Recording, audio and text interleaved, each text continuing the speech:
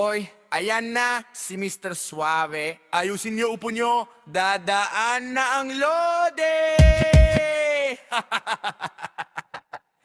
Yeah! Papasok sa pinto, bagal ng lakad, pormang pangartista kahit sa sahig lang sagad. Ang buhok ay plansado kahit hangin ay takot. Isang tingin sa salamin, lahat kami napapakunot.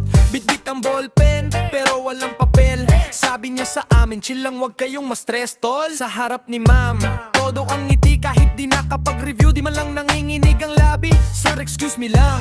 Ang hirit ng tropa, bakit ang bango mo yata? May date ba sa plaza? Akala mo laging may shooting ng pelikula, pero pagdating sa kiss, kamot ulo ang simula.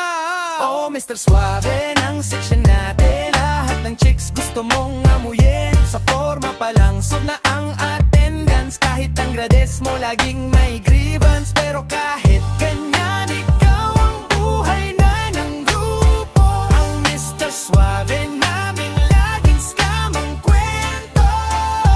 Recitation na, biglang nagiba ang aura. Kunwari nag-iisip, may pa-acting pang kasama. I believe ang simula, sabay kinat sa katabi. Nagtawanan ng lahat, pati si ma'am na pangiti. Kahit wala sa hulog ang sinasabi mong sagot, basta confident ka tapos na ang usapang masalimuot.